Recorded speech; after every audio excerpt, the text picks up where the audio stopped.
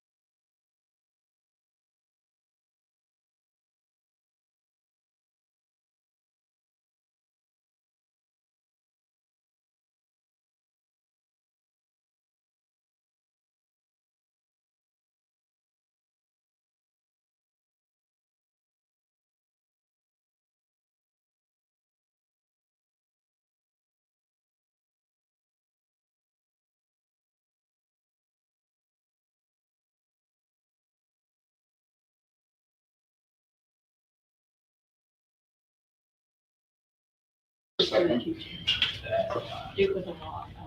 I mean, I don't know. Yeah, whatever it is, you just do it. Do what you do. How's it going? Were you? Okay, thank you. Good to see you. Something I need to do. That's so what? Toss of a different color. My goodness. Live on this. Ready? Okay, good evening, everyone. Welcome to the November 8th meeting of the Metroplex Board of Directors.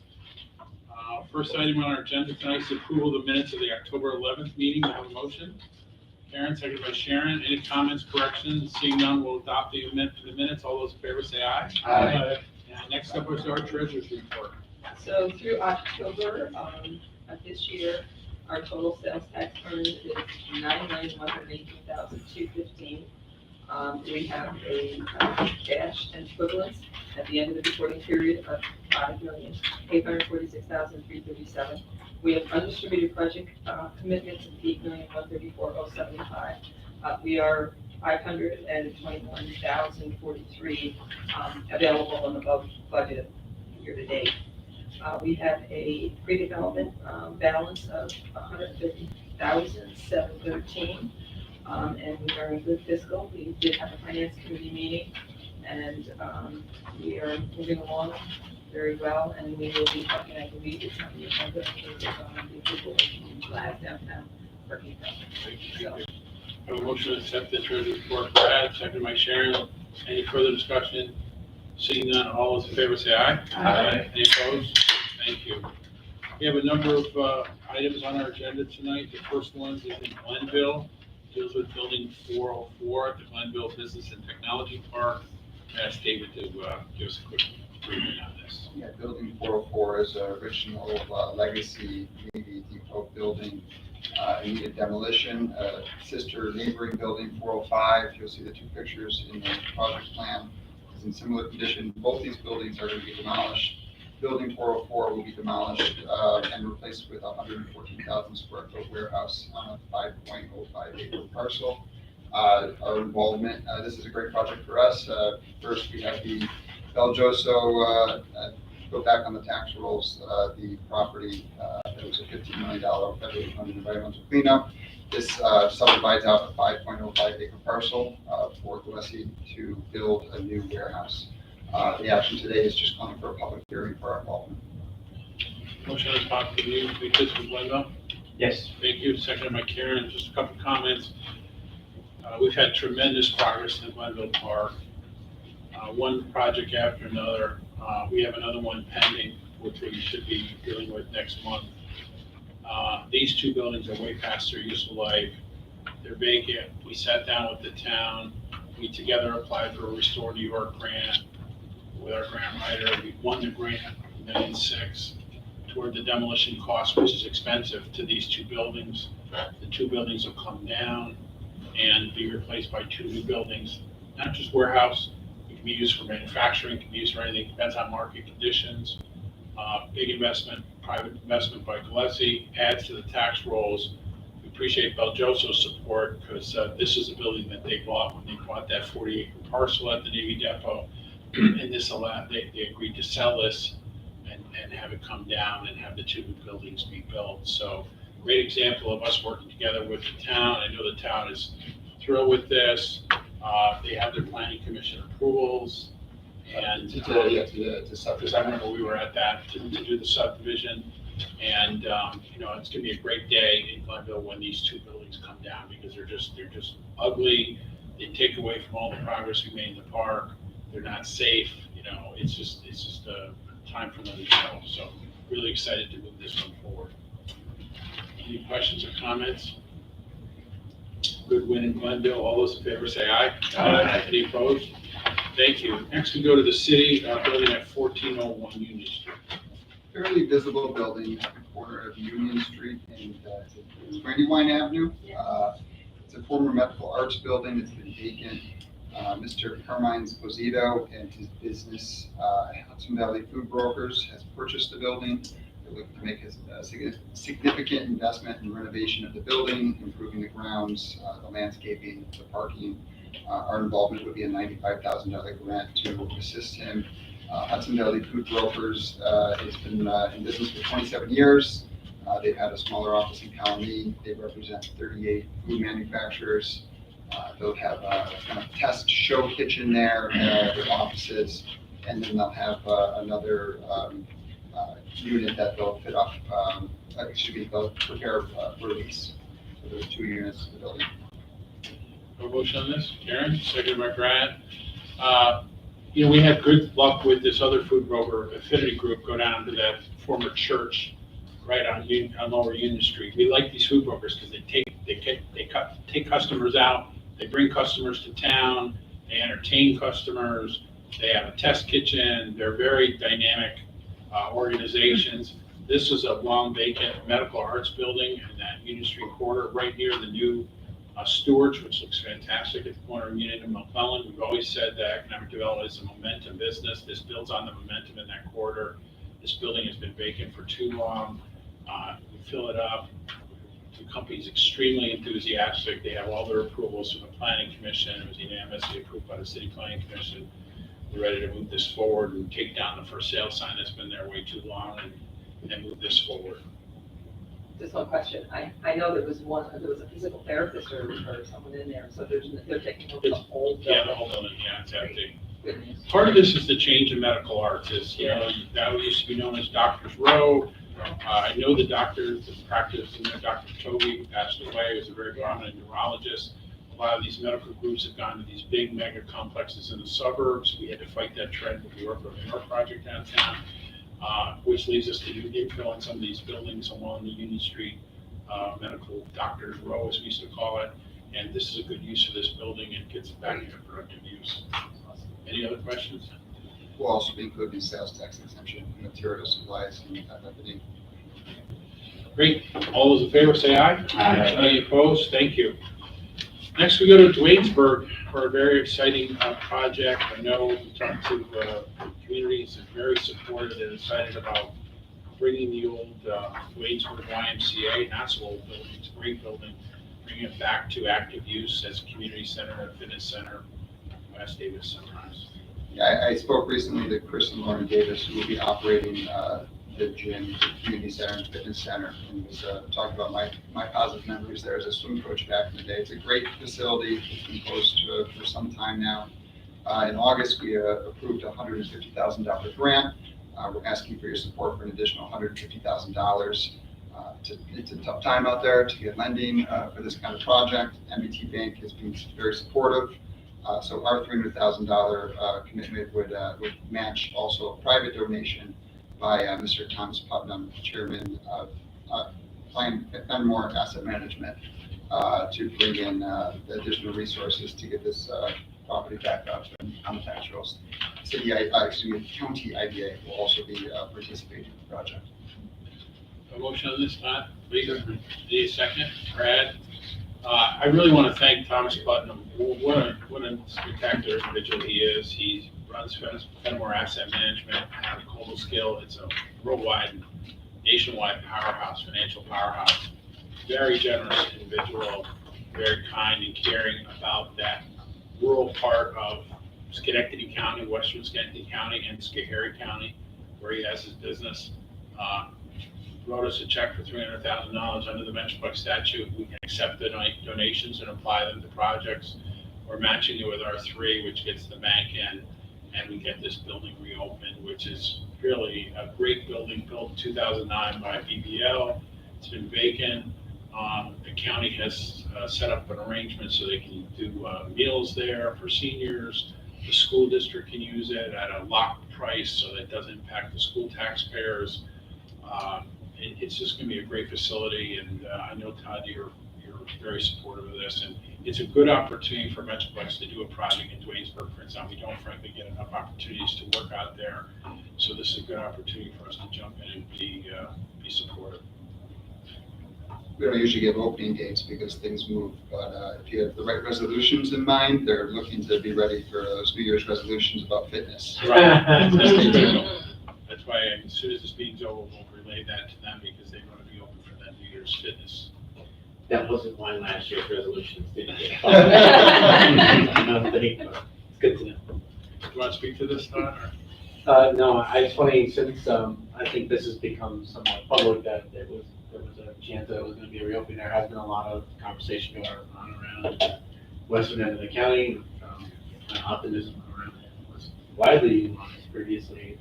COVID, all of those things were just not accessible any longer. So I do think that the school is going to end up using it more than they think they have kind of committed to so far, especially from a swimming perspective. So I think it's a exciting project. As you said, we'll get a lot of opportunities out in the western end of the county.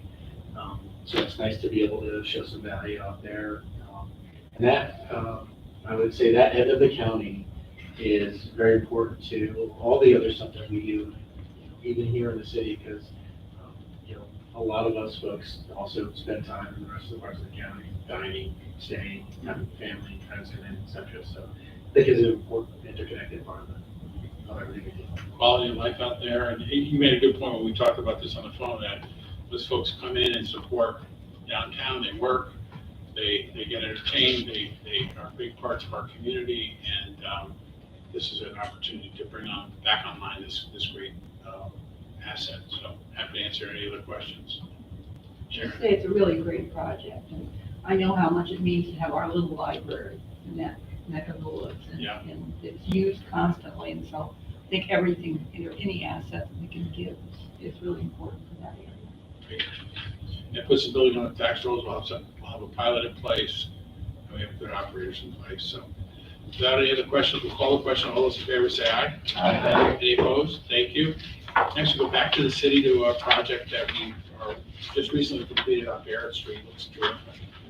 Yeah, my thanks to Jen, Danielle, and our team who helped really drive this project forward. There's some pictures of the improvements on Barrett Street, which really extends our pedestrian-friendly infrastructure from Union Street going towards there where there's different townhomes, obviously Union College, and then even farther to the harbor, improving that connectivity.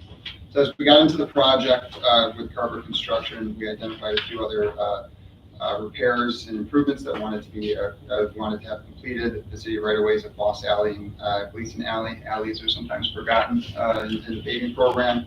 It was a nice improvement that we could make. What we need to do is amend our original project plan to increase the funding by $105,000 for the project that allowed us to complete these improvements and do the necessary oversight and design to move this forward. A motion on this? Sharon, second by Sharon. It looks great. And then, as we said, we didn't want to leave there without completing some of these back alleys and sidewalks, trees, really do it right. And Carl did a great job, and we got it done before Halloween, which is very important to the customer, because that's their busy season. But it's just an area that feeds the lower Union Street corridor, and it's very important, and it's an area we want to make more walkable and more livable, and this project does that, so we're happy to move this forward. These were not really cost overruns, these are project add-ons that we agreed to, because, yeah, that's what it was. Because we needed to do these alleyways. I'm so glad you did them. Yeah. You have no idea, because at the time, that's the stuff that's left hanging, and it looks terrible, and you walk in and you see it, and I'm so glad you did. Yeah. Thank you. Any other questions or comments? Seeing none, all those in favor, say aye. Aye. Any opposed? Thank you. Next, we talk about our downtown parking system, and we have our annual snow maintenance, snow removal contract to consider this evening. Yep, we're in November now, so snow plowing and removal. I'm sure Jamie misses this part of the job. But in October, we were due to put out a request for quotes for our snow plowing and removal services. Remember, sometimes we have large piles, we have to remove it to open up our parking facilities. We've received 4 responses. We did do this RFQ for both winter and our summer activities. Right now, we're moving forward with the winter work. Our longtime plower, Cody Barkstead Enterprises, who's completed work at our facility since 2016. He was the most qualified and cost-effective of all the respondents. This resolution awards Mr. Barkstead with another 3-year contract, 2 one-year renewals. That's been our go-to. We're feeling pretty positive about the negotiations here, that it's going to end up being pretty much either a cost savings or cost neutral for us. One thing that was tough is that with all the snow removal, we do one big payment at the end of the year. We're kind of buying some of that throughout our contract so that we won't be hit with that one big bill. And we're also passing on to him some of the lease for the facility where he would store his equipment. Again, just more natural for him to have ownership of that, get the response that he needs from the property owner. So all in all, we're happy to be working again with Cody and his team. And there were 5 bids, right? Or 4 bids. Yep. Which shows, again, we get good response on our bids, which is nice. Any questions or comments? I know this was reviewed by the finance committee, I believe. Yep, we're good with finance committee. Thank you. Any other comments? Seeing none, all those in favor say aye. Aye. Any opposed? Thank you. We stay with parking, and First and second, I don't I have think you forgot the first I and apologize. second, that's That's what okay. happens. I think that's the first time. Try to rush through. So we need a motion. So. Sharon and seconded by Karen. Now, all those in favor say aye. Aye. Any opposed? We better get a motion. Thank on this you one. all. Thank you all for. Next, we go to the parking budget, and we'll ask David to summarize. Yeah, thanks to Tonya for her work on this as well. The finance committee reviewed this yesterday.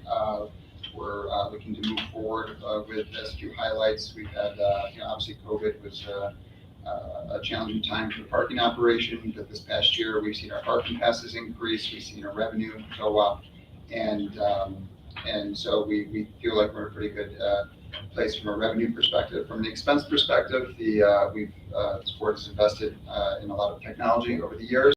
We're utilizing that technology to maximize our efficiency. What that means is, as we continue to work with LAS, which is part of this, we're looking to renew their contract for 1 year, which was an option under their original contract. They're going to continue to move into more of a maintenance and landscaping scope of work. They're going to make sure that they have more coverage, less people there at the same time, because it's not managing a bunch of parking lot attendants anymore.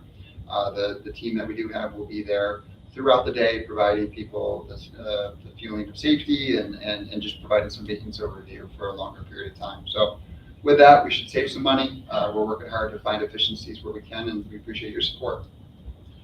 A motion on this. Aaron, second by Brad.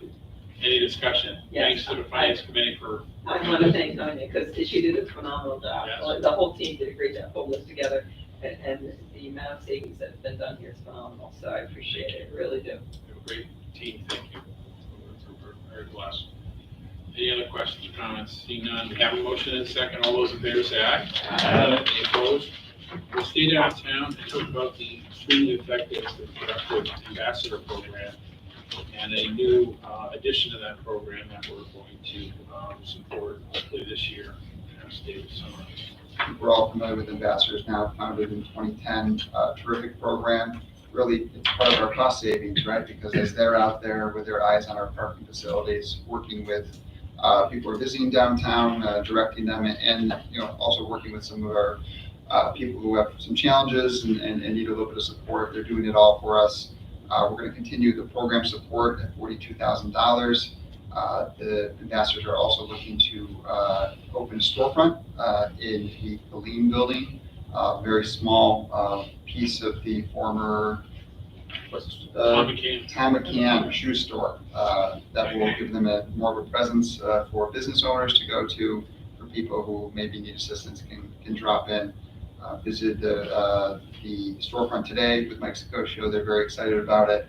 And, we thank them so much for their support in building this program. The motion and second. Sharon, second McCarron.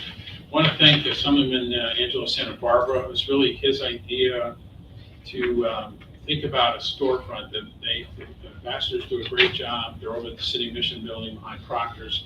He really wanted to, as a public safety add-on, really have their street presence be more recognized and have the folks who are in red jackets and come downtown and greet people and show them a good time and really sell our downtown, that they be a little bit more visible and have a place to get out of the cold and show the community that they're here and supporting us. So he has provided some funding that's in process to support this. The city mission is seeking private donors, as they always have in the ambassador program. Our piece is the capital asset. We fix that storefront, which is really like the last remaining open space on J Street right now, which is great, right next to Raw, right next to Herbie's Burgers.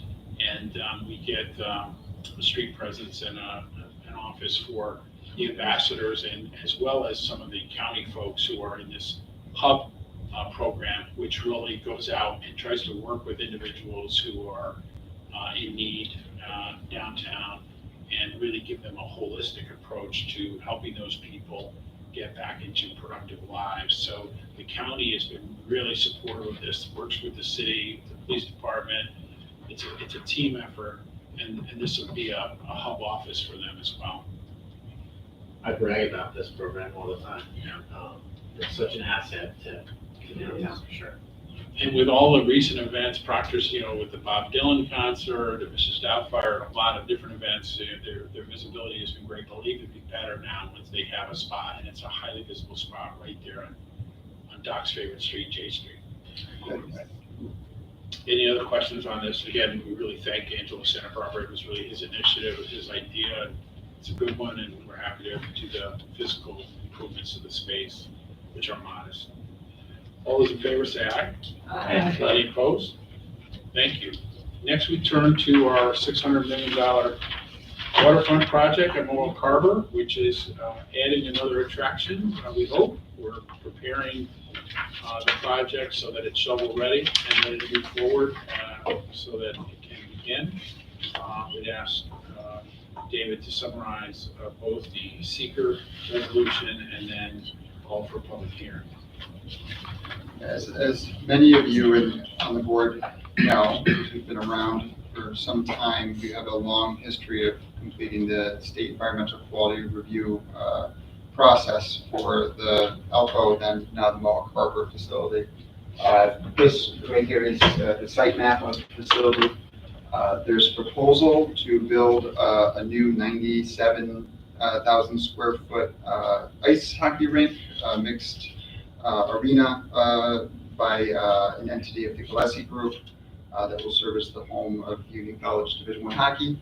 Also will be a place for youth hockey, other events. It will be located in this area right here. I'm going to go to the next slide. The bike path will be relocated to stay on the river. This one. That's the layout of the facility. You see the current roadway will be extended with turnarounds.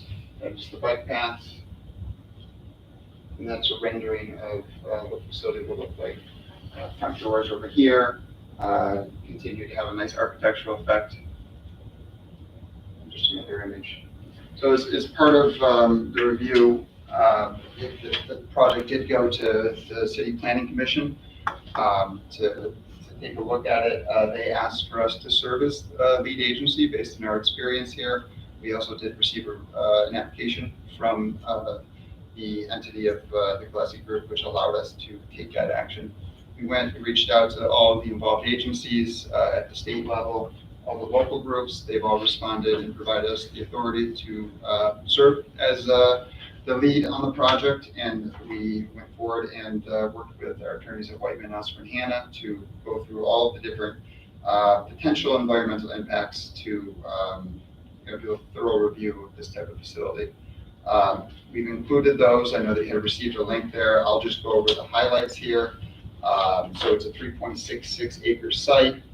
There's 286 new parking spaces. Overall, 836 total parking spaces on the site, which far exceeds what's required through zoning, which is only 719 parking spaces. Really the main impacts, if you look at what was approved in our 2014 environmental review, and compared to what's being proposed now, the main impact really is how is traffic going to flow through the site with all the different uses. Because of that, we decided to go out and have Creighton Manning, which was already doing some work with the J Street Connector project, something that we can talk about a little bit too, to do an analysis of how the intersections are functioning and how they would function with additional cart trips that this type of facility would generate. They concluded that by looking at the initial seeker of what was built versus what was proposed, there's about 400 trips that were never actually developed based on the different square footage, retail, commercial. The casino is slightly smaller than what was proposed. So we had about 400 trips that were already available. They went through, they identified how many trips this type of facility would create, and they determined that really the existing traffic infrastructure will continue to function appropriately, very much because you not only have a few different ways in and out of the facility, mitigation measures that were done after the 2014 study, but there's also there's pretty good transit there. Union College is going to be offering a trolley and or shuttle service from their campus, and the pedestrian bike infrastructure also is there. So overall, one thing that we did take the extra step to do after hearing from some of the residents of the Front Street and Stockade is to focus some of our traffic study on those specific neighborhoods to see what would happen during or after an event. That is the whole section of that in our traffic assessment. What they concluded is Front Street it's designed as a city road to have about 600 trips an hour. Right now it's at about 100, 140 at most. Very, very most, they would expect no more than 15% of people to go through Front Street as they exit the facility. That is even a little hard to believe because it is confusing back there, but it is, purposely so, right? Because it's a historic neighborhood. Yeah. But they suggested that, while there will be no adverse environmental effects, that the traffic can certainly move at the right speed and not back up.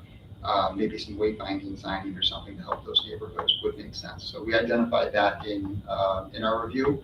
But overall, we did not find any environmental conditions that we felt was significant and adverse effect. We really think this is another positive step for Mohawk Harbor.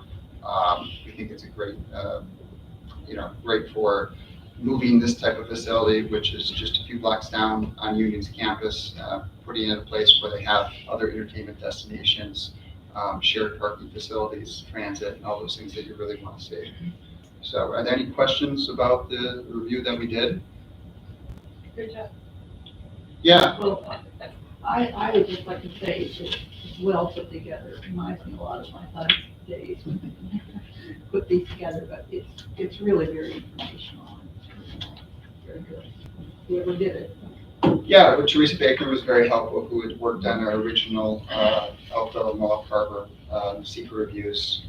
She was very helpful. Craig Manny really jumped on this. And because it is an important intersection, it's connected to the roundabout. Obviously, it was one of the projects that was done. They widened the railroad bridge there to allow for another turning lane.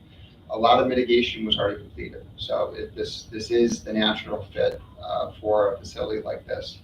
And I think it's really just bring positive impacts to this community. So,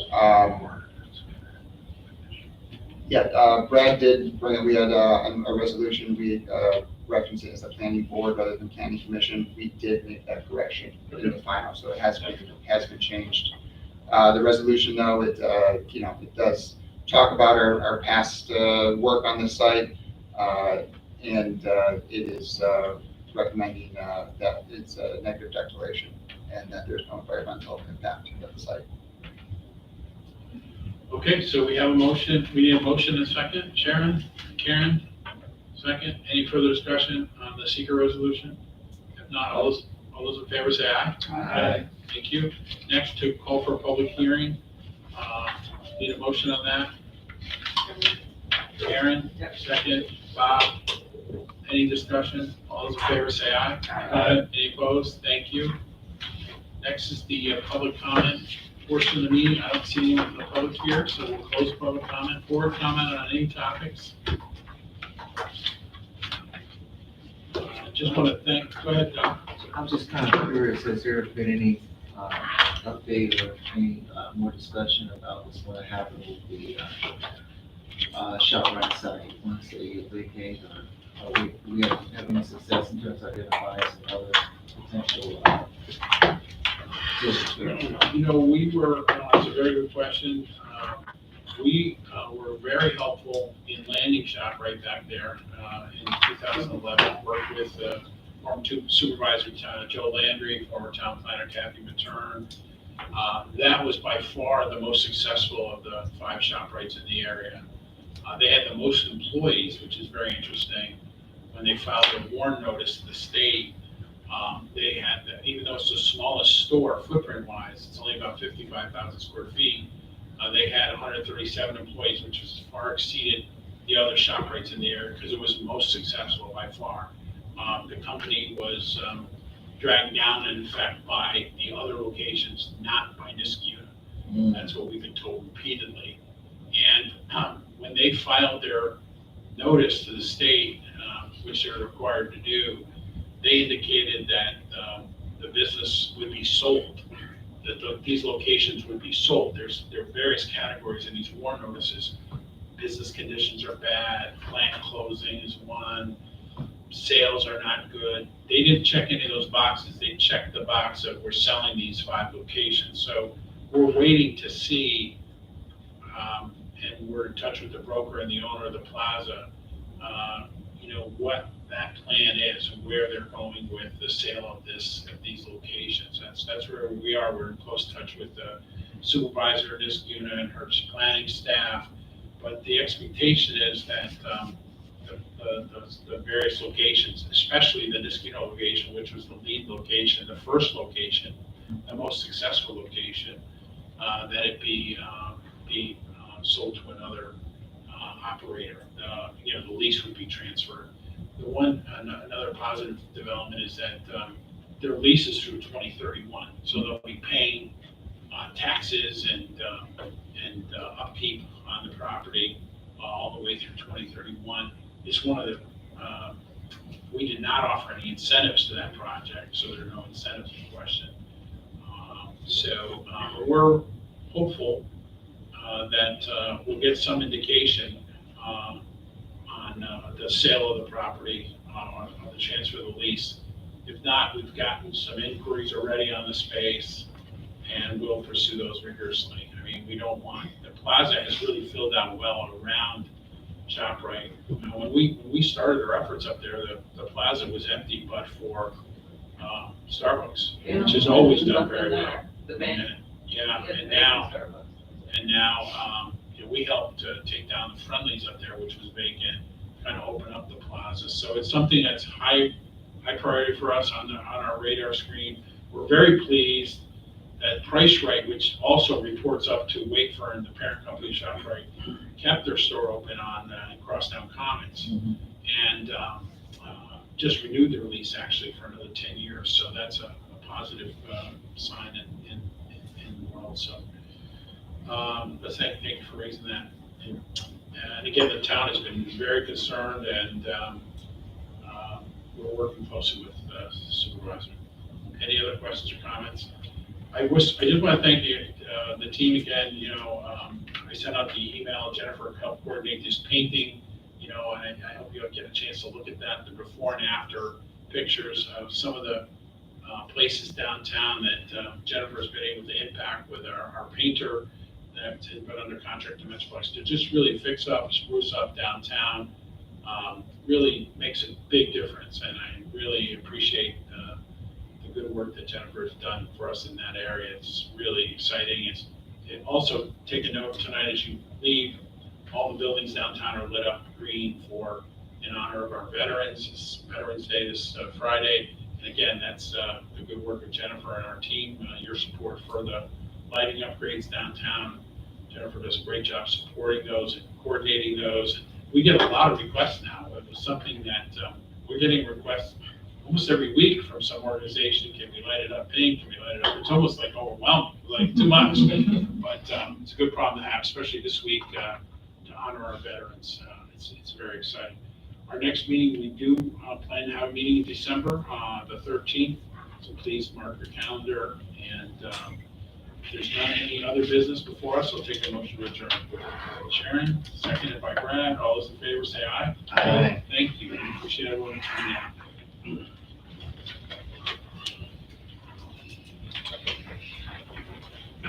Good. How are you? So they're That gonna- was small, but I just. Oh, yeah, no, I couldn't read the writing, yeah. My